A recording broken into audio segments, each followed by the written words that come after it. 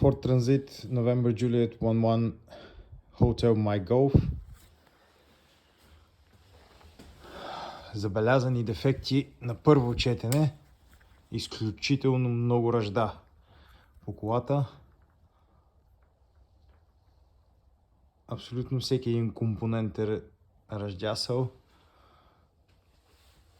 Теч на масло двигателно покрай горивната помпа и около нея.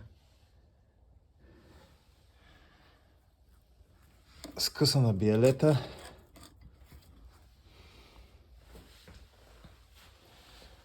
Продължаваме назад. Течно масло от скоростната кутия. Най-вероятно няма масло в нея или количеството е абсолютно недостатъчно. Цялата кутия е олята в масло. Виждат се нови болтове тук и в горният ляв ъгъл. Счупено ухо. Най-вероятно кутията е претърпяла някакъв ремонт или опит за ремонт. Теч от турбото върху катализатора, което е недопустимо просто. Това е предпоставка за пожар. Изключително много ръжда по цялата дължина на колата и цялото купе. Опасност от сериозна катастрофа. Кардана буквално ще падне на единия висящ лагер и на вторият висящ лагер. Тук.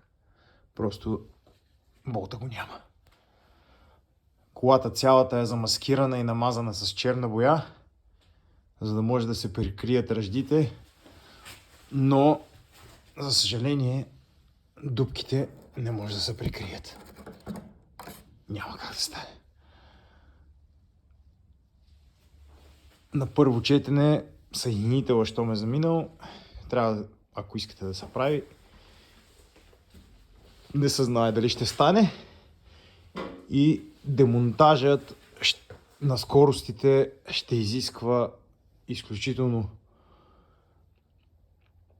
екстра количество работа, поради причината, че колата е 4x4, както се вижда. Има полуоски и има кардан назад. Съответно, раздатъчната кутия е пред моста.